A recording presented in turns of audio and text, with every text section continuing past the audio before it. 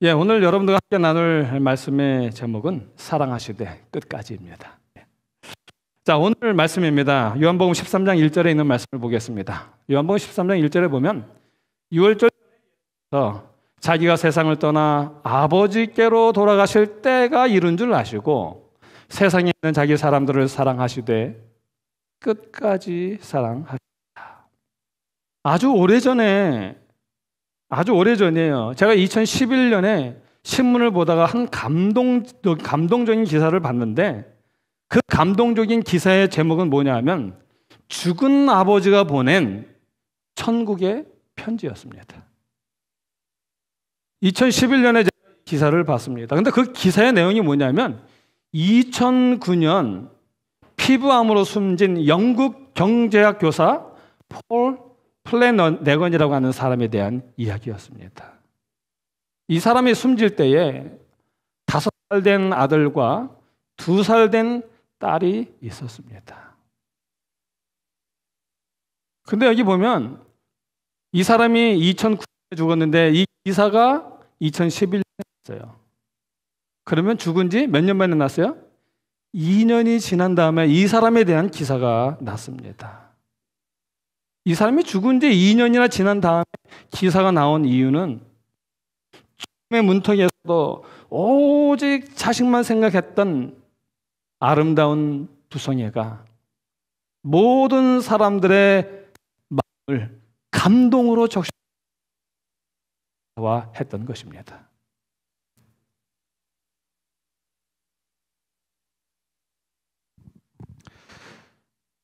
이 생사를 오가는 암투병 중에도 이 폴 플래너건은 아버지 없이 살아갈 이 2 아이들을 염려하였습니다. 그러나 불행하게도 이 사람이 암 진단을 받은 지 9개월 만에 그는 그 암이 온몸에 전이되어서 숨을 거두게 되었습니다. 그런 고통 중에도 그는 자녀들을 위해서 또 훗날 자신의 빈자리를 대신할 수 있는 선물들을 준비를 했어요. 뒤늦게 공개된 그의 선물들은 참으로 감동적인 거예요. 그가 준비한 그 선물들이 4가지가 있는데 그 중에 첫 번째 선물이 뭐냐면 편지입니다. 평소 친히 그렇게 아이들을 사랑했던 이 폴 플래너건은 이제 아이 없이 살아갈 이 아이들을 생각하면서 그 아이들에게 자기가 해주고 싶었던 말들을 하나하나 편지로 다 써서 기록하기 시작했습니다. 그렇게 기록한 편지가 수백 통. 그 수백 통의 편지를 집안 곳곳에 숨겨놓았습니다. 그리고 2번째 또 준비한 선물은 뭐냐면 선물입니다.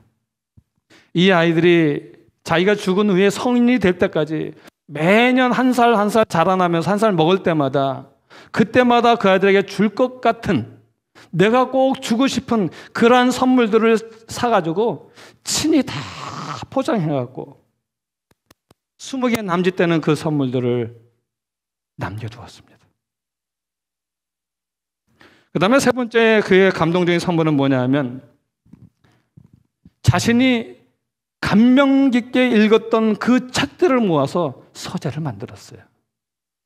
그리고 그 책들마다 그 책에는 내가 이 책을 언제 읽었는데 내가 무슨 감동을 받았는지 그리고 그것을 읽고 난 뒤에 자기가 느낀 소소한 모든 감정들을 그 책에 다 기록을 해놓았습니다. 왜냐하면 아버지는 없지만 아버지가 읽었던 그 책들을 그 아이들이 읽으면서 아버지가 느꼈던 것을 같이 느끼면서 이야기를 나눌 수 있도록 아버지가 적어놓은 글을 통해서 아버지와 대화할 수 있도록 그렇게 배려했던 것입니다. 그 다음에 4번째 그가 준 선물은 뭐냐면 삶에 만족하는 28가지라고 하는 그 교훈을 컴퓨터에 아이들을 위해 남겨놓았습니다. 그 아버지가 남겨놓은 28가지 삶의 교훈 중에 제가 몇 가지만 여러분들에게 소개를 해드리겠습니다. 그 첫 번째는 뭐냐 하면 다른 사람이 힘들 때, 혹 내가 어려울 때도 친절하고 사려 깊고 연민을 가져라. 그래야 다른 이도 내가 어려울 때 너의 처지를 이해하고 도울 수 있을 것이다. 두 번째는 뭐냐면 겸손하며 낮은 자세로 남의 말을 잘 경청하며 내가 잘못했을 때는 용서를 빌라. 결코 부끄러워하지 말라. 부끄러움은 교만할 때다. 잘못했다는 용서를 부끄러워하지 말라는 거예요. 세 번째, 가난한 사람에게 자비와 도움을 베풀라. 네 번째, 항상 긍정적으로 바라보라. 아직도 반 남았다라고 말을 하지 반밖에 안 남았어라고 말하지 말라. 그 다음에 다섯 번째, 본능적으로 언제나 예 하고 대답을 하라. 아니요라는 대답을 하기 위한 이유를 찾지 말아라. 그 다음에 여섯 번째, 다른 사람이 원하는 것보다 더 많이 주라. 그리고 일곱 번째, 형제의 이익을 먼저 생각하라. 그 다음에 여덟 번째, 절대로 포기하지 마라. 아빠가 없더라도 군인같이 용감하고 자신을 가진 담대한 자가 되어라. 내 뒤에는 가족과 친구들이 사랑으로 밀어주고 있다는 것을 잊지 말라. 너는 스스로 좋은 행운을 만들 것이다. 부디 잘 싸워 나가다오. 그리고 아홉 번째, 너의 어머니를 사랑하고 잘 보살펴다오. 그리고 열 번째, 진심으로 너희를 사랑한다. 사랑하는 아빠로부터. 폴 플래너건. 그 사람은 지금 죽음의 그늘 아래에 있습니다. 죽음의 고통 아래에 있습니다. 그래서 그 누구의 위로도 위로가 되지 아니하는 가장 큰 슬픔에 쌓여 있었습니다. 그럼에도 불구하고 그는 아버지 없이 커갈 아이들을 생각하며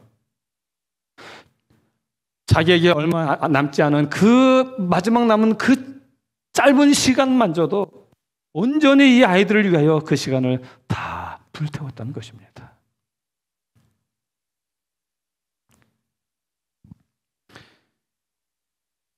아빠의 사랑 없이 커갈 아이들을 생각하니 가슴이 메어졌지요. 그래서 극심한 고통의 시간을 보내면서도 그 시간마저도 자신을 위해서가 아니라 아이들을 위하여 다 불태웠던 것입니다.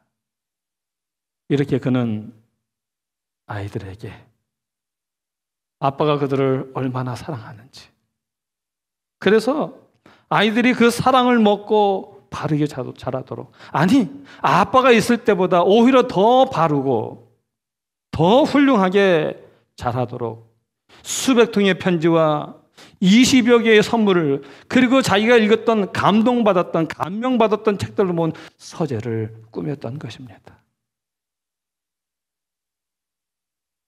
오늘 본문의 말씀은 이렇게 말합니다. 요한복음 13장 1절입니다. 예수님께서 자기가 세상을 떠나 아버지께로 돌아가실 때가 이른 줄 아셨다라고 말합니다. 때가 이른 줄 아셨습니다.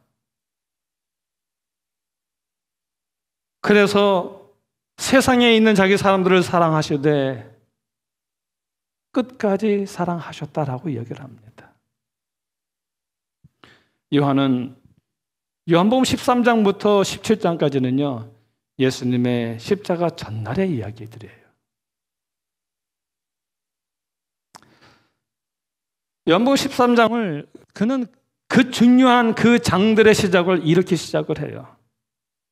예수님께서 자기가 세상을 떠나 아버지께로 돌아가실 때가 이른 줄 아시고 세상에 있는 자기 사람들을 사랑하시되 끝까지 사랑하시니라. 요한이 이제 그가 이 요한복음을 기록하면서 예수님의 그 모든 행적을 다 적을 때에 그가 깨달은 거예요. 그렇구나. 예수님께서 하셨던 그 모든 그분의 행동과 그분의 하신 모든 말씀은 그분이 당신의 때를 아셨기 때문에 하신 말씀이고 행하신 일들이었구나. 폴 플래너건이 자기의 마지막을 알았기 때문에 아이들을 그렇게 사랑하는 것처럼 예수님께서도 자기의 때가 이른 줄 아셨기 때문에 세상에 있는 사람들을 사랑하시되 그렇게 끝까지 사랑하셨구나 라고 사도 요한이 기록을 한 겁니다. 그렇습니다. 예수님은 당신의 때를 아셨습니다. 당신에게 시간이 얼마 남지 않았다는 사실을 아셨지요. 이제 예수님, 내일이면 당신이 십자가를 지셔야 될 걸도 아셨고요. 내일이면 그분이 십자가 달리실 거라는 사실도 그분은 아셨습니다. 그래서 사실 예수님은 십자가의 그늘 아래 계셨고요. 십자가의 고통 안에서 신음하실 수밖에 없는 그런 상황이었습니다. 어디 그뿐인가요? 예수님은 아셨지요. 당신이 배반당할 것도 아셨습니다. 버림당할 거라는 사실도 아셨습니다. 그리고 가장 모욕적인 죽임을 당할 것도 아셨습니다. 그리고 당신이 구원하려고 하는 그 대상들, 그들이 얼마나 배은망덕한지, 얼마나 잔인한지 그들의 잔인성도 그분은 알고 계셨어요. 또 예수님은 당신이 치르실 희생이 얼마나 큰 건지, 그리고 그 희생이 헛된 일이 될 것이라는 사실도 그분은 아셨습니다.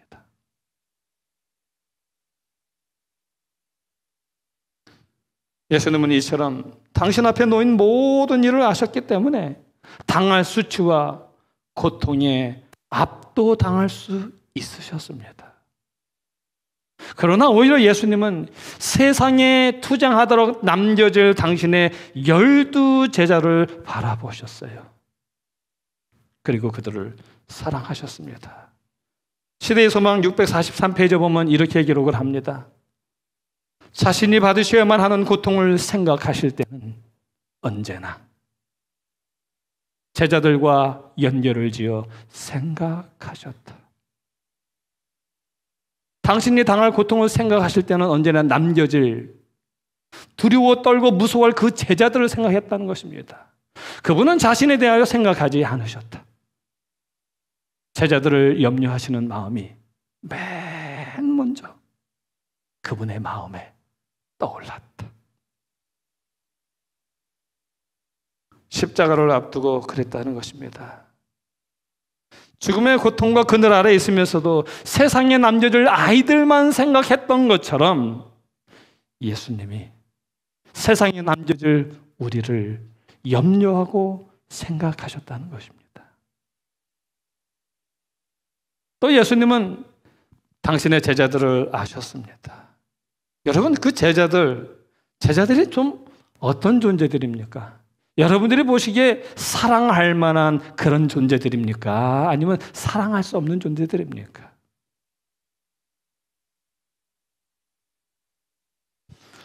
그들은 결코 사랑하려고 해도 사랑할 수 없는 그런 존재들이었습니다.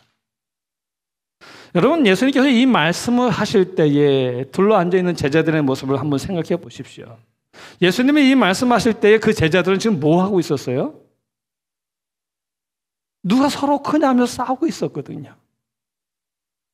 예수님이 십자가의 그늘과 고통 속에서 신음하면서도 그 제자들을 생각하고 그들을 사랑하고 이렇게 하고 계셨는데 그들은 그 모든 것 모른 채 그저 서로 누가 크냐 하며 싸우고 있었던 것입니다.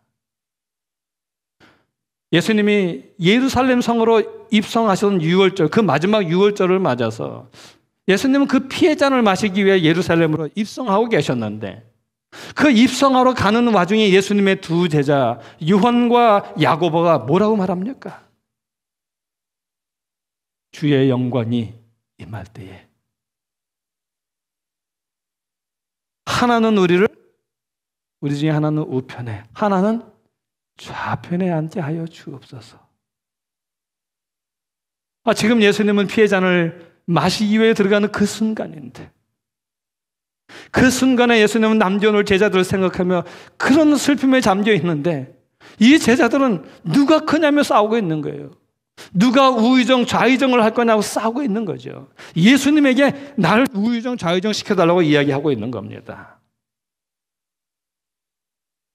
그러면서 다락방으로 들어갔으니 그 다락방에 들어간 그 제자들은 어떻겠어요? 서로가 서로를 향하여 얼마나 큰 적개심을 가지고 있겠습니까? 저놈이 저게 얼마나 그러고 있었겠습니까? 3년 동안 뜨거운 사랑을 쏟으셨음에도 불구하고 그 사랑을 배신하는 제자, 그리고 그 사랑을 받고도 누가 크냐며 싸우는 그 마지막 순간까지 싸우는 그 제자들이요. 어떻습니까? 사랑할 만합니까? 사랑할 만하지 못합니까? 도무지 사랑하려고 해도 사랑할 수 없는 존재들. 그런데 하나님은 그들을 사랑하시되 끝까지 사랑하셨습니다. 자, 여러분, 그 예수님께서 세상에 남겨줄 사람들을 사랑하셨는데 그분이 어떻게 사랑하는지를 보여주셨을까요? 그분은 4가지 방법으로 그분은 보여주셨습니다. 첫 번째는 뭐냐면 제자들의 발을 씻겨주셨어요. 요한복음 13장 4절로 5절입니다.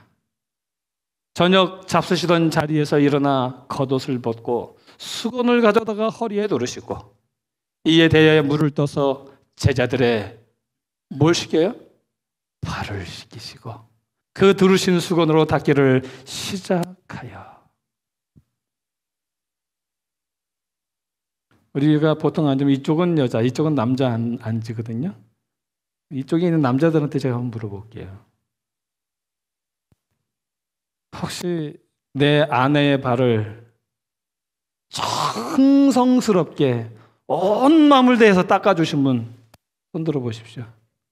우리 왕 선생님 손 드셨어요?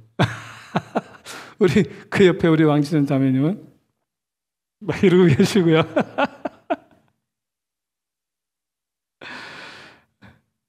여러분, 남의 발을 씻기는 일은 참 힘든 일이에요. 왜 힘들어요? 남의 발 닦아주려면 괜히 자존심이 상해요. 사랑하는 아내의 발인데도 괜히 내가 아내로부터 존경받고 뭐 이렇게 그래야 되는 것 같은데 내가 마치 종이 됐고 존중받지 못하는 것 같은 그런 느낌을 잠시 또 갖기도 하거든요. 그래서 힘들어요. 우리 아는 것처럼 아주 옛날에 발 씻기는 일은 누가 했습니까? 종들이 했지요. 발 씻기는 일은 종들이 하는 일이에요. 그렇다면 여러분, 우리가 어렸을 때에 우리의 발을 그렇게 정성스럽게 닦아주시던 분이 누굽니까? 엄마입니다. 날마다 목욕해주고 그렇게 발을 정성스럽게 닦아주셨던 분, 그분은 바로 우리의 어머니죠. 날마다 똥오줌 치워주고요, 목욕시켜주고요, 발을 씻겨주고, 그리고 맨날 품에 안아서 재워주시던 분, 그분이 바로 우리의 어머님들이십니다.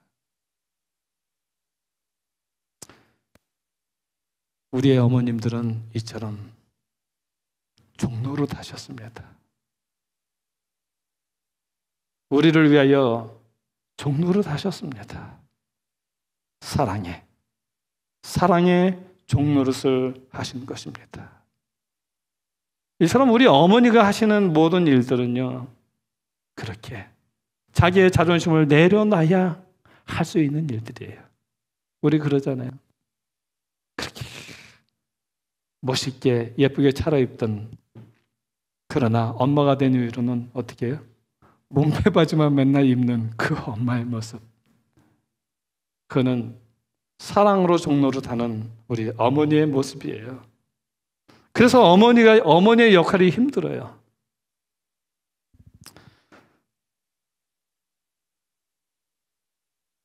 오늘 아침에도 나오면서 저희 집사람이 우리 셋째가 가지고 다니는 키를 자기가 어떻게 써놓고 다 들고 나와 버렸어요. 가방에 넣어갖고. 그래서 출발했는데 아차 키를 갖고 왔네? 그러는 거예요. 그래서 제가 아이고 그 키 관리를 좀 잘하지 어떻게 여자분들은 맨날 가방에 집어넣으면 다 잊어버리네. 제가 그랬어요. 그때 이제 막 뭐라고 좀 말을 해요. 그래서 얘기하더라고요. 예? 여자들은 챙겨야 될 게 얼마나 많은데 하면서 막 말을 하는 거예요. 그래서 제가 그랬어요. 그래 맞지. 아이고 애들 두고 먼저 나오려면 애들이 생각나고 애들이 옷을 어떻게 입고 올지 걱정되고 시간 맞춰 올지 걱정되고 남자는 그냥 나오면 아무 생각 없어요. 딱 나오면 그냥 가는 것만 생각하고 아무것도 생각 안 하거든요. 근데 엄마는 애들도 생각하고 집에 뭐 하는 것도 생각해야 되고 그냥 하루의 스케줄이 다 생각나고 다 두고 나오니까 생각이 없는 거예요. 그래서 제가 오늘 아침에 대화를 나누면서 오늘 나눌 어머니의 모습하고 똑같구나. 사랑의 종로로 사지 않으면 하기 힘든 것이 어머니의 역할이구나라는 것을 생각하게 되었습니다. 그래서 사랑하는 게 힘들어요. 사랑은 내가 행복하려고 내가 뭔가 얻으려고 하는 것이 아니라 내가 종이 되는 거예요. 내 자존심을 내려놓는 거예요. 그게 진짜 사랑이에요. 그래서 아내를 내 몸같이 사랑하는 것. 그렇죠? 아내도 남편을 사랑하고 존경하는 것. 이게 다 그 말이잖아요. 그런데 여러분 우리가 잘 아는 예수님의 제자 수제자 베드로는 어떻습니까, 여러분? 이 베드로는 예수님을 사랑한다 그랬어요. 아니 죽기까지 사랑한다고 그랬습니다. 그런데 예수님이 그랬어요. 내가 나를 3번 부인하리라라고 말씀하셨잖아요. 그 말씀하신 지가 얼마 지나지도 않았는데 예수님을 3번 부인했습니다. 닭이 2번 울기 전에 내가 나를 3번 부인하리라고 말씀하셨거든요. 근데 세 번째 딱 부인을 하니까 닭이 2번째 우는 거예요. 닭의 2번째 울음을 들으니까 예수님이 하셨던 그 말씀이 생각난 거예요.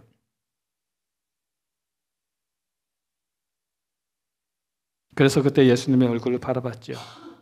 그 예수님의 얼굴을 바라봤는데 그 예수님이 인간을 사랑하기 위하여 자기의 자존심을 내려놓으신 그 예수님의 얼굴을 그는 거기서 봤던 것입니다. 수염이 뽑히고 맞아서 뺨은 부어있고 피범벅이 되신 그 예수님의 얼굴을 그는 바라봤던 겁니다. 그 예수님의 그 자존심을 버리신 예수님의 얼굴을 보자마자 베드로는 울면서 달려갔습니다. 정신없이 막 달려갔습니다. 그리고 한 곳에 이르러서 엉엉 울면서 하나님께 기도합니다. 하나님 나를 제발 좀 죽여주십시오. 하나님 내가 죽으면 좋겠습니다.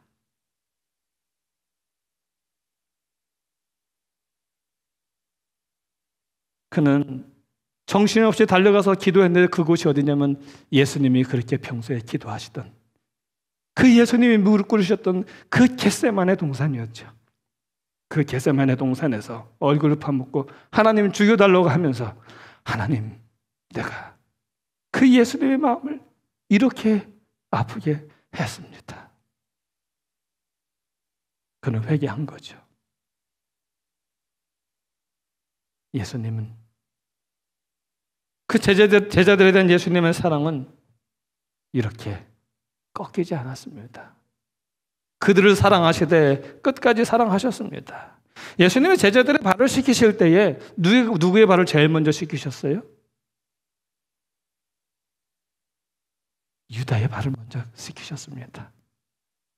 이제 곧 당신을 발을 그 제자의 발을 가장 먼저 그분은 닦으셨습니다.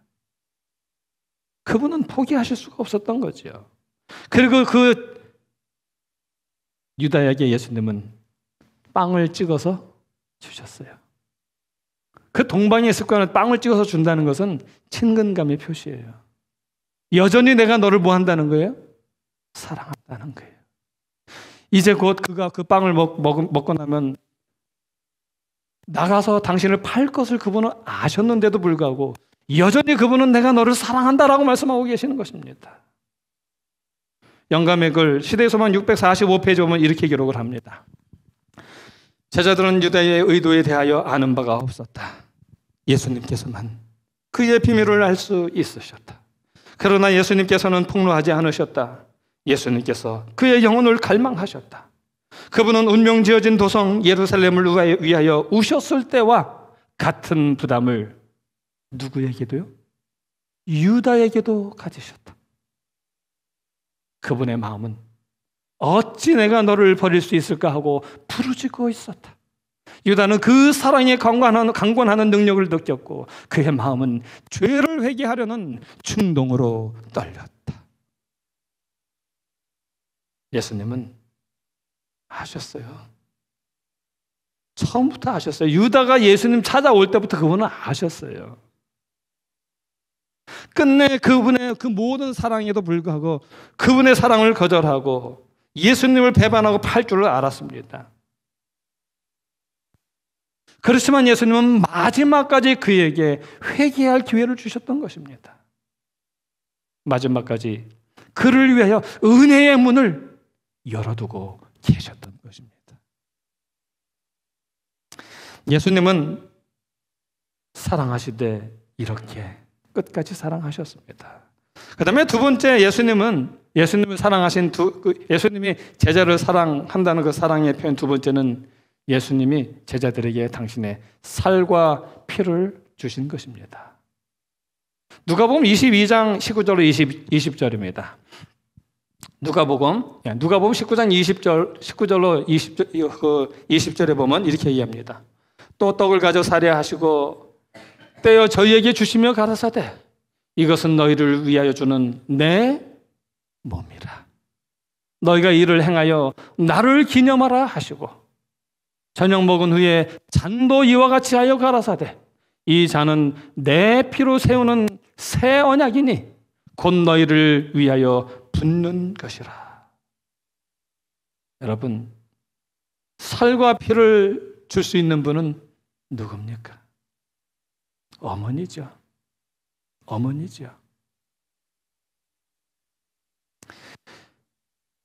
중국에 큰 지진이 났을 때의 얘기예요.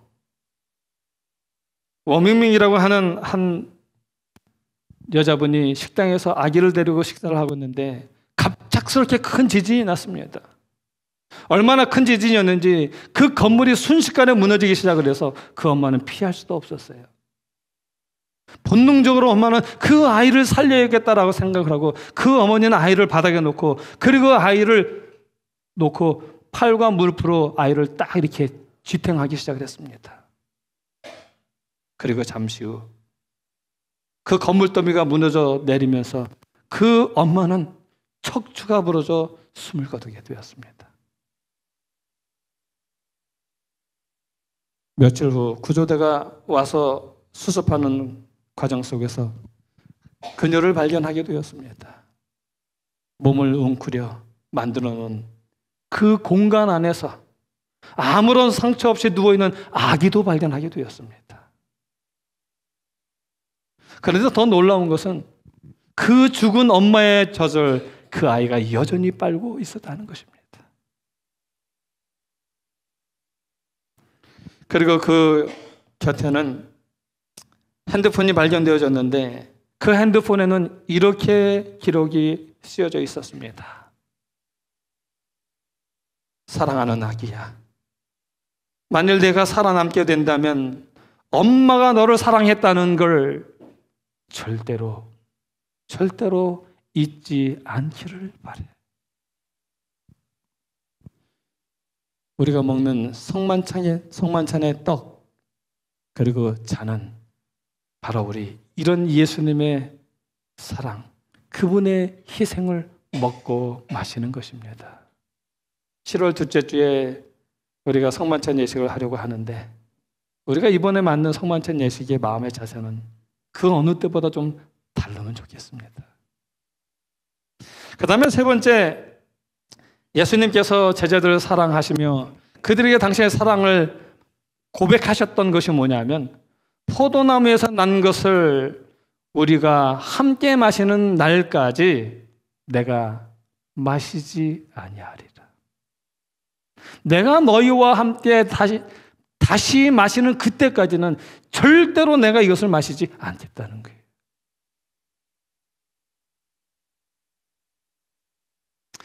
이게 마태복음 26장 29절에 있는 말씀이에요. 그러나 너에게 이르노니 내가 포도나무에서 난 것을 이제부터 내 아버지의 나라에서 새 것으로 너희와 함께 마시는 날까지 마시지 아니하리라. 지금 예수님이 제자들과 잔을 마시잖아요. 근데 예수님이 말씀하셔요. 내가 내 아버지의 나라에서 새 것으로 너희와 이것을 마실 때까지는 다시는 내가 마시지 않겠다는 거예요. 그게 어떤 의미일까요? 어떤 뜻일까요?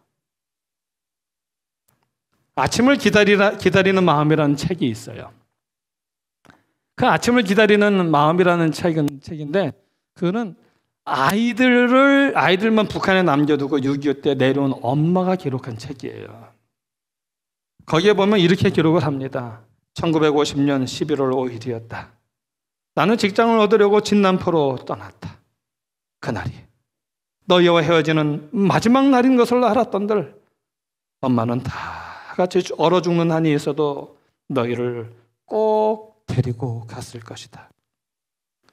너희들과 헤어진다는 것은 꿈에도 생각해 볼 수 없는 일이었다. 다 이 엄마가 지혜롭지 못하고 미련해서 앞을 내다볼 줄 몰라 생긴 일이었다.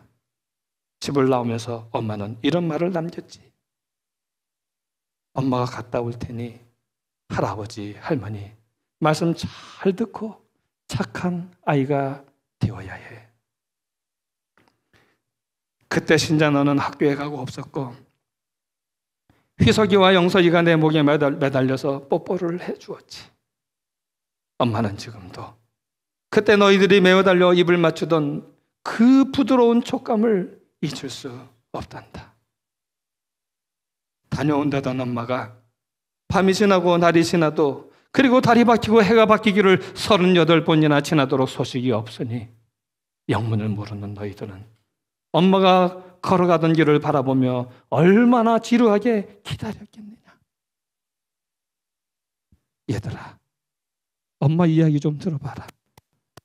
엄마가 지금 살고 있는 집 뒷뜰에다 채마밭을 만들었는데 호박은 심지 않았다.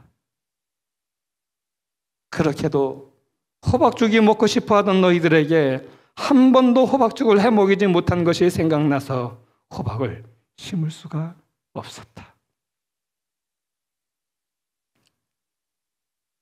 여기서는 그렇게도 흔한 호박이 그때는 어쩌면 그렇게 귀했는지 모르겠다. 지금은 모두 어른이 되어 있을 너희들이 호박죽이라도 실컷 먹고 있는지 궁금하기만 하구나. 이제 긴 세월이 흘러 너희들도 어른이 되었으니 아이들을 보면 따라가면서 얼굴을 확인하던 버릇은 없어졌다. 시간이 해결해 준다는 말이 있지만 남들에게는 지나간 이야기가 되어버린 일들도 이 엄마의 마음에는 거의 평적으로 날마다 새롭게 되석이 오는 것을 어쩔 수 없구나. 뜰 앞에 핀 아름다운 꽃밭도, 그리고 화분에 핀 그 고운 꽃도 이 엄마의 눈에는 아름답게 보이지 않는구나. 그렇습니다. 아버지의 날에서 새 것으로 마실 때까지 마시지 않겠다는 그 예수님의 말씀은 이런 사랑의 표현이었습니다. 그 다음에 마지막으로 예수님이 그들에게 사랑을 보여주셨던 그 마지막은 무엇인가 하면 그들에게 조반을 먹이신 거예요. 부활하시고 승천하시기 전에 그들에게 조반을 먹이신 것입니다. 예수님이 십자가에 돌아가시고 나서 제자들은 좌절한 가운데 전부 다 도망가고요. 그리고 그들은 갈릴리 바닷가로 고기 잡으러 나갔지요. 그런데 주님은 그 갈릴리로 물고기 잡으러 나간 그 제자들을 그 갈릴리 호숫가에서 기다리고 계셨습니다. 그런데 그렇게 고기 잡으러 나갔던 그들이 밤을 새워 열심히 고기를 잡았지만 한 마리도 잡지 못한 채로 빈 배로 돌아오게 됩니다. 그때 예수님이 물으시죠. 얘들아, 너희에게 고기가 있느냐? 얘들아, 너희에게 고기가 있느냐? 그물을 어디로 던져라? 오른편으로 던져라. 이 말을 듣자마자 예수님의 사랑하는 제자 요한이 말합니다. 주님이시다. 주님이시다. 그 말을 듣자마자 베드로는 바다로 풍덩하고 뛰어듭니다.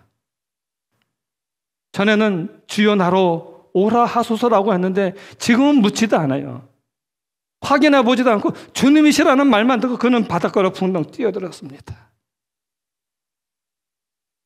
지금 그는 죽는 게 문제가 아니었어요. 가슴 아프게 했던 그 예수님이란 말을 듣고 그 예수님께 그냥 가고 싶었던 거예요. 거기가 물인지 바다인지 아니면 뭐 거기가 땅인지 상관없습니다. 그냥 물로 뛰어든 것입니다.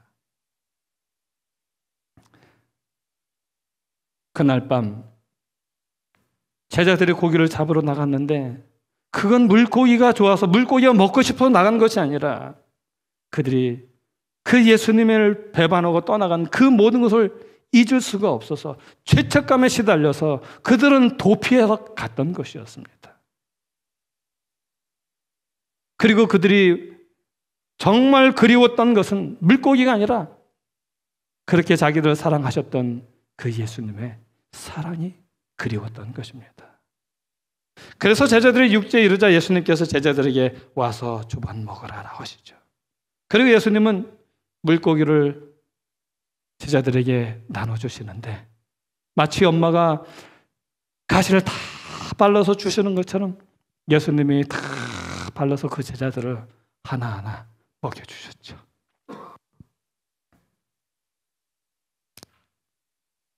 그날 제자들이 먹은 것은 물고기를 먹은 것이 아니라 그렇게 그리워했던 그 예수님의 사랑을 먹은 것입니다. 그날 그들은 그렇게 영원히 잊지 못할 그 예수님의 사랑을 그들은 먹었습니다. 제자들이 조반을 먹고 난 다음에 예수님이 묻지요. 베드로에게 너희가 나를 사랑하느냐? 너희가 나를 사랑하느냐? 3번 물으셨습니다. 3번 예수님을 저주했던 베드로의 입에서 지울 수 없는 그 영원한 사랑을 그의 가슴으로 고백을 하죠.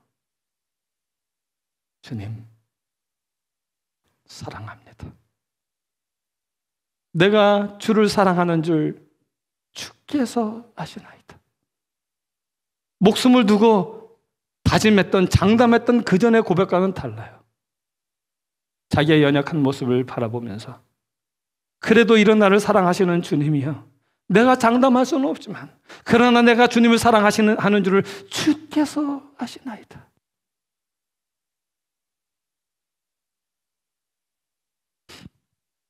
이 사랑을 먹은 후에 베드로는 우리가 잘 아는 것처럼 십자가에 거꾸로 매달려 그는 숨을 거두었습니다.